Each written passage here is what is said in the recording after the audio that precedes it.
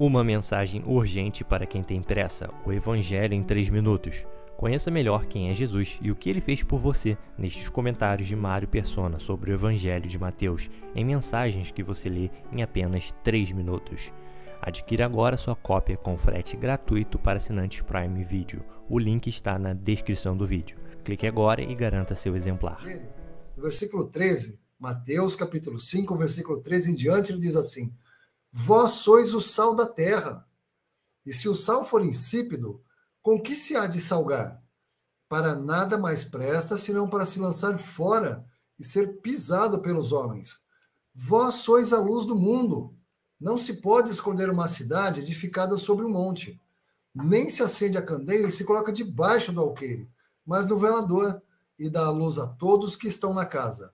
Assim resplandeça a vossa luz diante dos homens, para que vejam as vossas boas obras e glorifiquem o vosso Pai que está nos céus. Não cuideis que vim destruir a lei ou os profetas. Não vim abrogar, mas cumprir. Porque em verdade vos digo que até que o céu e a terra passem, nem um jota ou um tio se omitirá da lei sem que tudo seja cumprido. Qualquer, pois, que violar um destes menores mandamentos e assim ensinar aos homens, será chamado menor no reino dos céus. Aquele, porém, que os cumprir e ensinar, será chamado grande no reino dos céus. Porque vos digo que se a vossa justiça não exceder a dos escribas e fariseus, de modo nenhum entrareis no reino dos céus. Ouvistes que foi dito aos antigos: não matarás, mas qualquer que matar será réu de juízo. Eu, porém, vos digo que qualquer que sem motivo se encolerizar contra seu irmão será réu de juízo. E qualquer que chamar seu irmão de raca será réu do sinédrio. E qualquer que lhe chamar de louco será réu do fogo do inferno. Portanto, se trouxeres a tua oferta ao altar, e aí te lembrares de teu irmão, e aí te lembrares que teu irmão tem alguma coisa contra ti, deixa-lhe diante do altar a tua oferta e vai reconciliar-te primeiro com teu irmão, e depois vem e apresenta a tua oferta. Concilia-te depressa com o teu adversário, enquanto estás no caminho com ele, para que não aconteça que o adversário te entregue ao juiz, e o juiz te entregue ao oficial e te encerre na prisão. Em verdade te digo, de maneira nenhuma sairás dali, enquanto não pagares o último ceitil. Ouvistes que foi dito aos antigos? Não cometerás adultério. Eu, porém, vos digo que qualquer que atentar numa mulher para cobiçar, já em seu coração cometeu adultério com ela. Portanto, se o teu olho direito te escandalizar, arranca-o e atira-o para longe de ti. Pois te é melhor que se perca um dos teus membros do que todo o teu corpo seja lançado no inferno. E se a tua mão direita te escandalizar, corta e atira para longe de ti, porque é melhor que um dos teus membros se perca do que todo o seu corpo seja lançado no inferno. Também foi dito, e qualquer que deixar sua mulher, que lhe dê carta de desquite. Eu, porém, vos digo, que qualquer que repudiar a sua mulher, a não ser por causa de prostituição, faz que ela cometa adultério, e qualquer que casar com a repudiada, comete adultério. Outro sim, ouvistes que foi dito aos antigos: não perjurarás, mas cumprirás teus juramentos ao Senhor. Acho que até aqui tá bom. Se a gente conseguir chegar até o 30, acho que a gente não chega até o 33, mas vamos lá. O senhor fala de dois ingredientes aí que são importantíssimos para a nossa vida: sal e luz. Quem tem alguma experiência em fazenda, em criação de gado, ou até em criar passarinho, qualquer coisa, sabe que você precisa incluir sal na dieta. Porque um gado solto num lugar selvagem, ele acaba sempre encontrando sal. Nas beiras de rio tem barrancos em que a terra é salgada. Então é muito comum você encontrar boi e vaca lambendo um barranco. Fala, o que está lambendo o barranco? É porque tem sal ali. Sal da terra, né? Sal gema, não sal do mar. E até importantíssimo para a sobrevivência do animal, para não adoecer, que se coloque sal também na dieta dele, misturado na ração, no capim que ele come, no farelo. E o sal é importantíssimo para a nossa vida, né? Claro que o senhor vai usar esse sal aqui. Vós sois o sal da terra. Se o sal for insípido, com que se há de salgar? Para nada mais presta, senão para se lançar fora e ser pisado pelos homens. O sal que se usava naquela época provavelmente era diferente do sal que nós usamos hoje. Nós usamos sal refinado, né? E, além disso, também uma parte do sal que era usado podia ser sal de origem mineral, de minas de sal. Não exatamente sal do mar, como é costume, né, nas salinas que nós temos hoje em dia, mas sal tirado de minas. Então, você tinha minas de sal, cavernas, né, que iam escavando, e se alguém não sabe de onde vem a palavra salário, ela vem de um termo romano, de um termo latino, que era o salarium. O salário era o pagamento dos soldados romanos. Eles recebiam, que nem uma rapadura assim, um bloco de sal como pagamento. Então, o sal também era usado como moeda na época ali do Império Romano. Agora, o que o sal faz? Quando ele fala se o sal for insípido, ele não serve para nada, porque a função do sal é salgar. E quem já fez também, quem já morou em fazenda, em sítio, sabe que você compra uma carne. Eu, às vezes, comprava carne quando eu morava num sítio, e não tinha geladeira, não tinha como gelar a carne. Você tinha que comprar um naco grande de carne, porque eles matavam lá na cidadezinha, eles matavam um boi uma vez por semana, alguma coisa assim. Então, você ia lá, e dizia, vai matar boi hoje. Aí você ia lá, juntava todo mundo em volta do boi, coitado.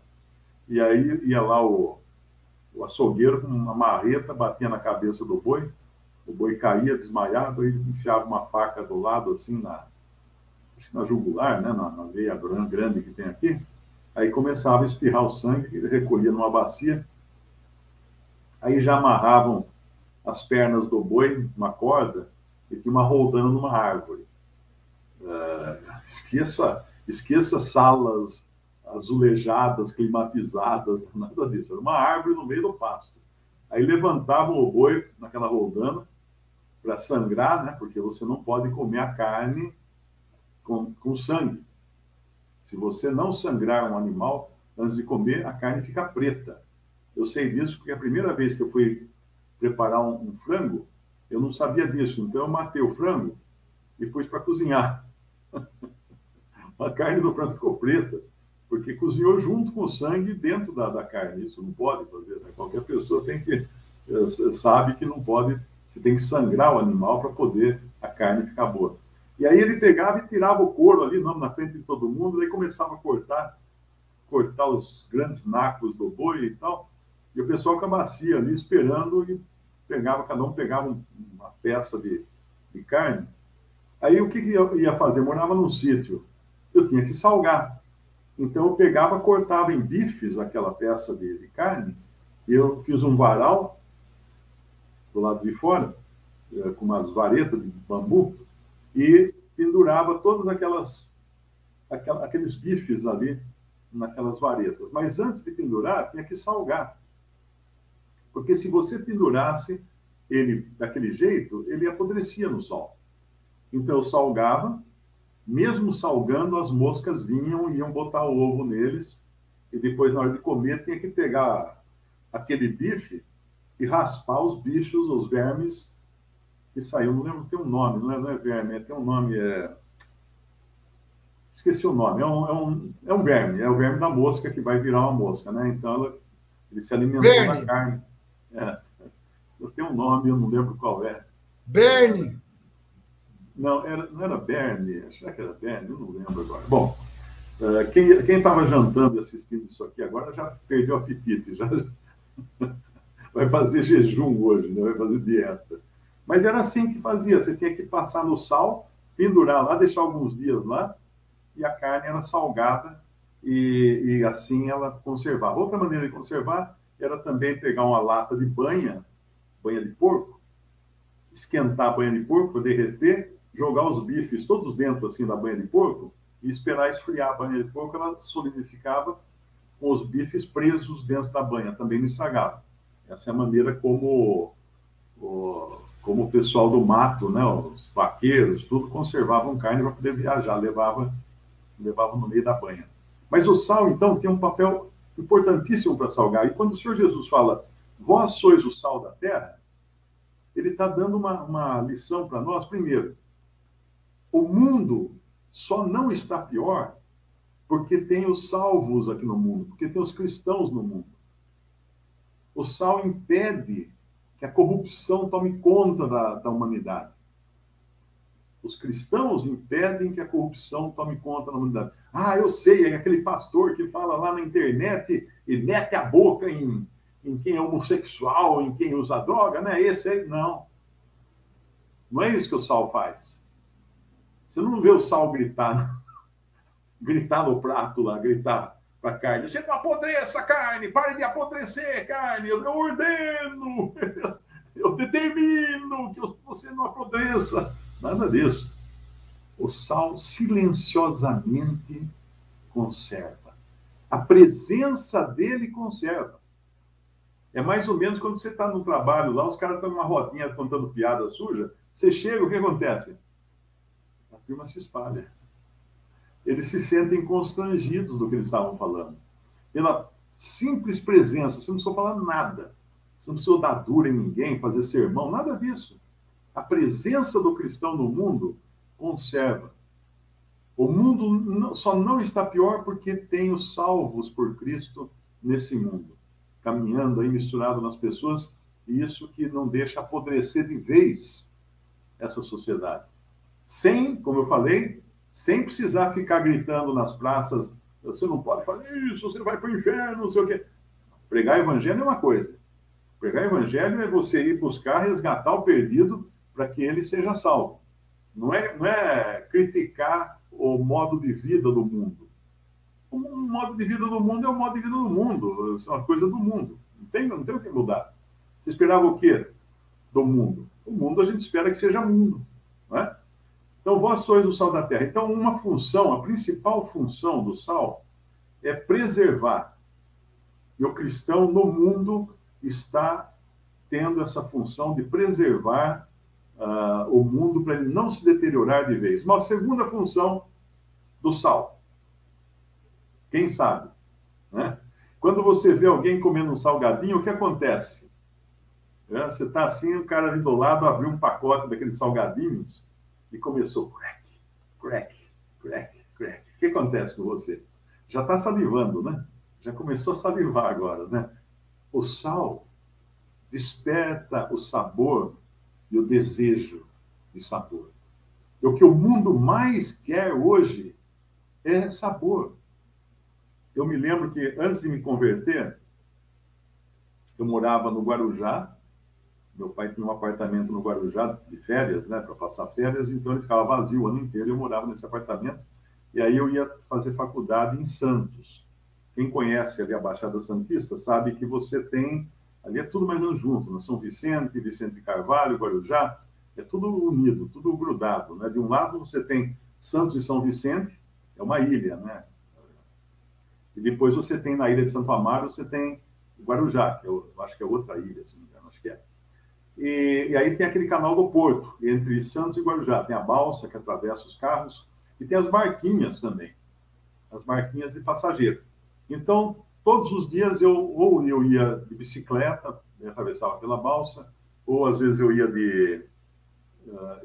de barquinha para atravessar. Meu pai me deu um carro quando eu fiz 18 anos, mas daí quando eu entrei naquelas de filosofia, de macrobiótica, de natureza, de ser natureba e tal, eu dei o meu carro para minha irmã. Olha só.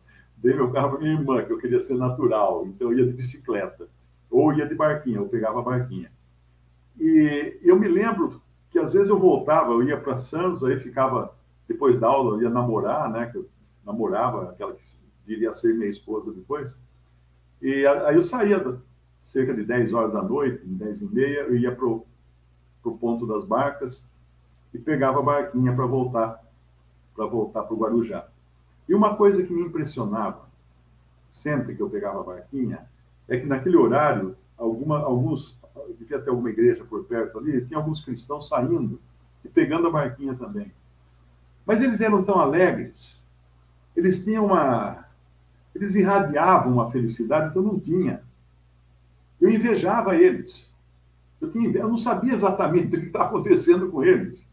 Eles tinham aquela felicidade, aquela alegria, uma alegria limpa, uma alegria pura. Não tinha bobagem, não tinha palavrão, não tinha nada. Pô, mas o que são esses caras aí? Eram cristãos. Eram cristãos enchendo minha boca. Eram cristãos comendo salgadinho no barco e me deixando com vontade. Era isso aí, eles me deixavam com vontade. Dava água na boca, eu queria também aquilo ali que eles tinham. Eu não tinha. Eu queria aquela alegria, aquela felicidade, mas eu não tinha. Então o sal tem esse papel também, de dar água na boca. Agora, se você tem aquela vida de carola, né? Sempre se olhando de cima para baixo para todo mundo, pecador, você vai para o inferno, olha a sua calça comprida, mulher, tem que usar saia até debaixo da unha. Você, não vai ninguém vai sentir vontade do seu salgadinho, porque você está se colocando na posição de juiz das pessoas. E isso não é a maneira que o Senhor Jesus fazia aqui. Ele não veio para condenar. Né? Como fala em João, João capítulo 3. João capítulo 3, ele fala assim, no versículo 16, porque Deus amou o mundo de tal maneira que deu o seu Filho unigênito para que todo aquele que nele crê não pereça, mas tenha a vida eterna. Porque Deus enviou o seu Filho ao mundo, não para que condenasse o mundo, mas para que o mundo fosse salvo por ele. Quem crê nele não é condenado, mas quem não crê já está condenado, porquanto não crê no nome do unigênito Filho de Deus. E a condenação é esta, que a luz veio ao mundo, e os homens amaram mais as trevas do que a luz, porque as suas obras eram más. Porque todo aquele que faz o mal odeia a luz e não vem para a luz, para que as suas obras não sejam reprovadas. Mas quem pratica a verdade vem para a luz, a fim de que suas obras sejam manifestas, porque são feitas em Deus. Nós vamos falar da luz depois. Mas voltando então ao sal, e voltando à questão da Deus enviou o seu Filho ao mundo, não para que condenasse o mundo. Então está errado quando uma pessoa, na sua pregação, ela gasta todo o seu tempo condenando o mundo. Hoje me mandou lá um pastor, me mandou um e-mail, até bloqueei ele, não quero mais receber nada desse cara. O título era Pastores que têm filhos homossexuais. Eu nem li a mensagem dele, porque as outras coisas que ele já me mandou antes disso, em outras ocasiões, eram sempre assim, sabe? Aquele cara que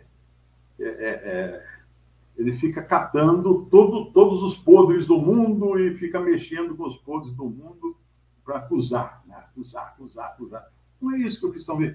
O cristão está aqui para dar água na boca das pessoas. Ele, sendo sal, ele preserva, a sua presença preserva, a sua presença. O sal, você nunca viu um sal pular em cima do alface e agarrar o alface ali na salada, na sua mesa, né? Não, o sal simplesmente, você põe um pouquinho, espalha o sabor dele e dá o sabor na comida, né? Ele próprio não tem o sabor, mas ele puxa o sabor de cada prato. Um prato sem sal, ele é sem graça nenhuma. Mas quando o sal entra em contato com ele, o sal traz o sabor para fora. Então, esse era o sal que eu encontrava naquele barquinho, que eu pegava à noite de Santos para o Guarujá, e ficava babando de vontade de ser aquilo que eles eram. Eu não sabia o que era. Eu nunca tinha entrado numa igreja evangélica. Eu ia à missa. No meu tempo de católico, eu ia à missa. Eu via lá aquela ladainha, fica em pé, senta, fica em pé, senta, né? O Senhor convosco, Ele está no meio de vós. Tem que repetir aquelas coisas que o padre falava. Mas não tinha o evangelho ali, não passava batido. Agora, ele fala aqui, então, no nosso capítulo 5, ele fala não apenas do sal, mas também da luz, não é? Capítulo 5 de Mateus, eu estava no lugar errado aqui. Ele fala do sal e depois ele vai falar da luz. Então, o sal se perdeu o sabor, para nada mais presta, senão para se lançar fora e ser pisado pelos homens. Vós sois, Mateus 5,14, vós sois a luz do mundo. Não se pode esconder uma cidade edificada sobre um monte, nem se acende a candeia e se coloca debaixo do alqueire, ou debaixo de uma tigela, ou de uma cesta, mas no velador. O que é o velador? Aquela tabuinha que punha em cima, assim, nas paredes, para botar a luz lá em cima, para botar a vela, por isso que chama velador, lugar de pôr vela, né? E dá luz a todos que estão na casa. Assim resplandeça a vossa luz diante dos homens, para que vejam as vossas boas obras e glorifiquem a vosso Pai que está nos céus.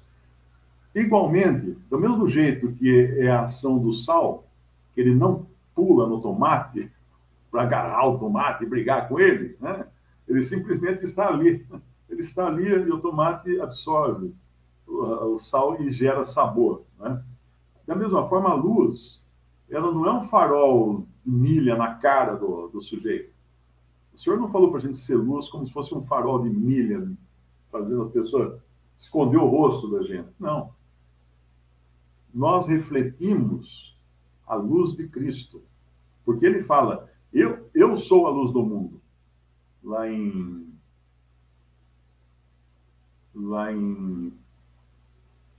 João 8, ele fala, eu sou a luz do mundo. Quem me segue não andará em trevas, mas terá a luz da vida.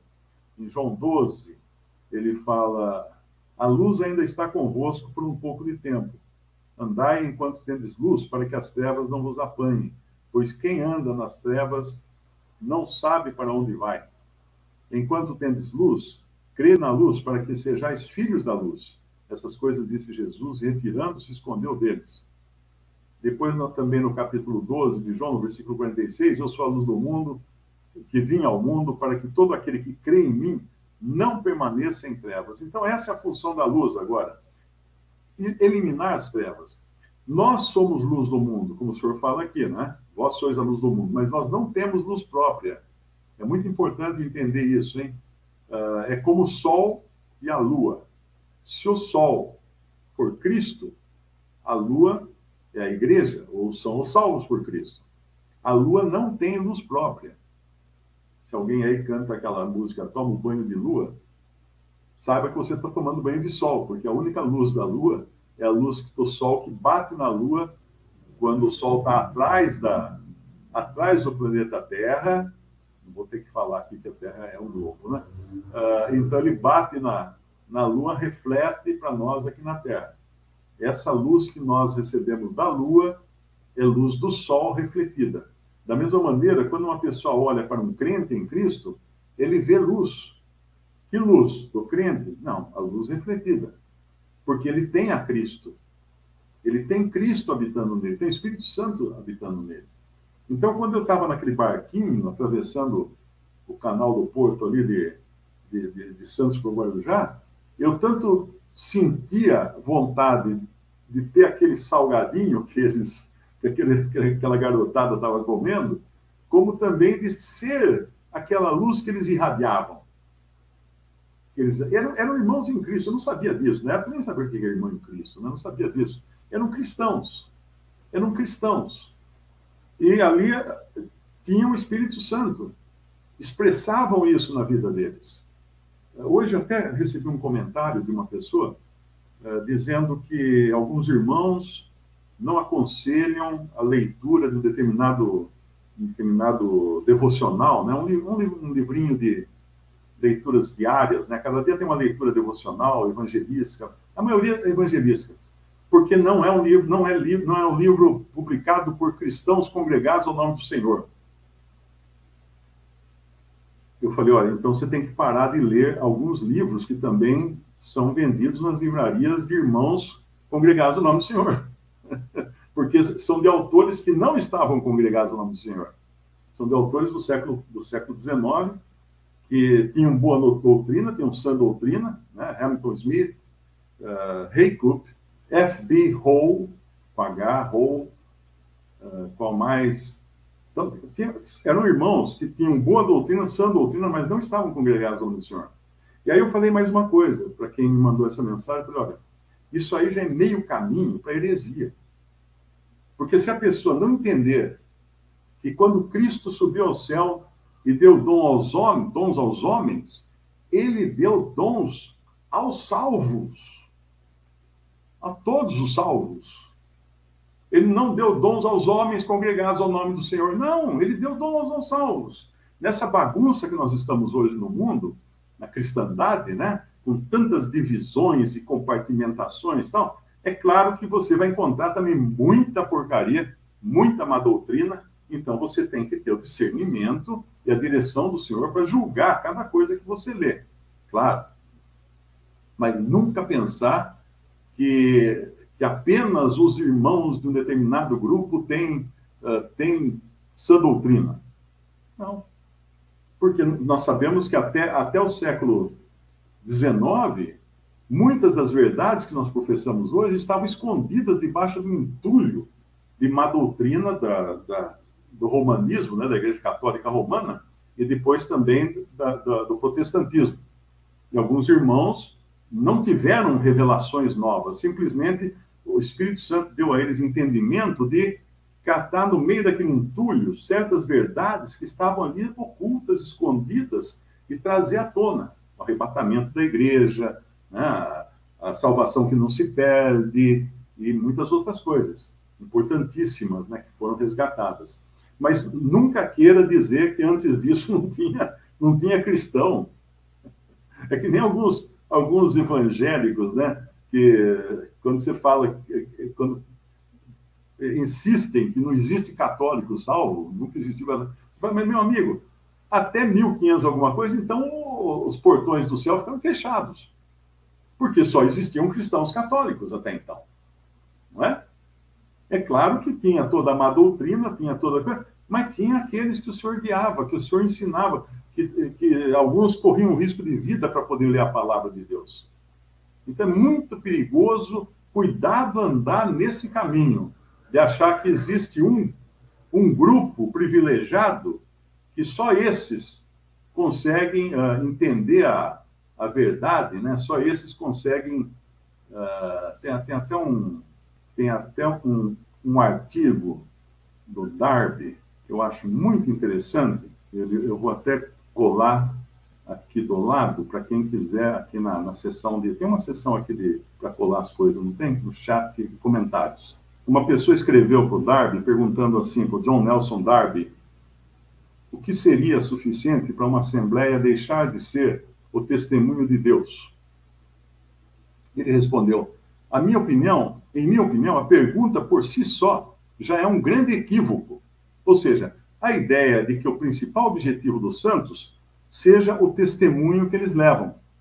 A ideia não é novidade para mim, mas aquilo em que tenho insistido, nem me lembro há quanto tempo, talvez 30 ou 40 anos, é que quando o objetivo da Assembleia, ou de uma Assembleia, é levar um testemunho, os seus membros acabarão sendo um testemunho de sua própria fraqueza e ineficiência.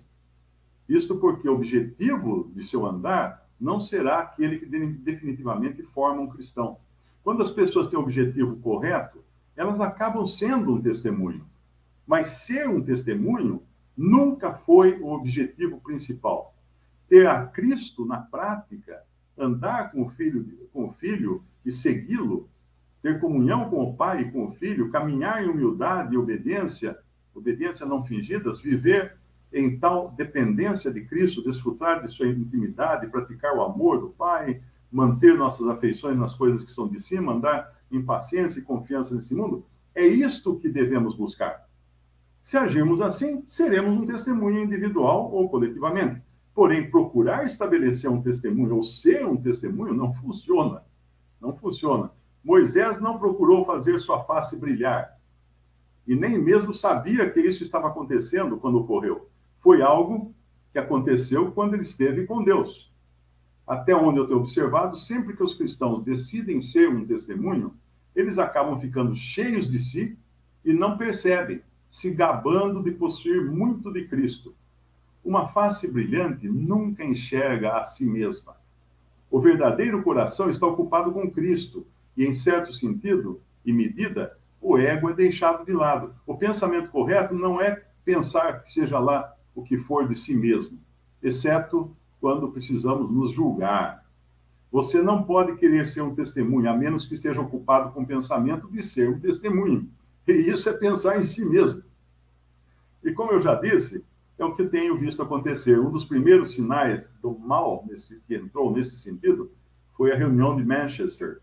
Os irmãos estavam pensando em si mesmos e falando de si mesmos, não de Cristo. Querer ser Filadélfia era o espírito de Laodiceia. Como costumo dizer com frequência, acreditei que Deus estivesse fazendo essa obra, mas fazer as coisas no sentido de querer ser algo foi exatamente o oposto de Filadélfia. E continua aqui até que Cristo venha. Ela tem a promessa por guardar a palavra da paciência de Cristo, de ser guardada da honra, da hora da provação, que está para vir em todo mundo, e a promessa de que Cristo voltará logo. Eu creio que haverá um testemunho de Filadélfia muito mais efetivo, mas não é isso que me oponho agora, mas a pretensão de coletivamente ser tal testemunho. Filadélfia é louvada por não ter negado o nome de Cristo.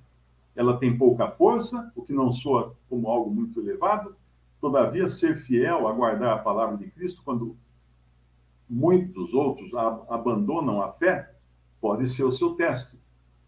Desejo sinceramente ver os amados santos entregues a total devoção, força e constância da comunhão, mas isso não significa a pretensão de ser algo que caracteriza essas coisas. Isso está numa das cartas de John Nelson Darby, no volume 3 da coleção. Ele tem uma coleção de livros só com as cartas dele, publicadas no volume 3, páginas 121 e 122. Então, essa questão aqui de querer ser alguma coisa e de não entender que Cristo deu dons aos homens para a edificação do corpo, achar que Cristo deu dons só a alguns homens, né? Aqueles que estão congregados ao nome do Senhor. Isso é totalmente errado. A diferença entre Filadélfia e Laodiceia é que Filadélfia não diz nada de si mesma. O Senhor que a louva. E Laodiceia, ela que se acha, ela que diz de si mesma. Aí está errado. Uma mensagem urgente para quem tem pressa: o Evangelho em 3 minutos. Conheça melhor quem é Jesus e o que ele fez por você nestes comentários de Mário Persona sobre o Evangelho de Mateus, em mensagens que você lê em apenas 3 minutos. Adquira agora sua cópia com frete gratuito para assinantes Prime Video. O link está na descrição do vídeo. Clique agora e garanta seu exemplar.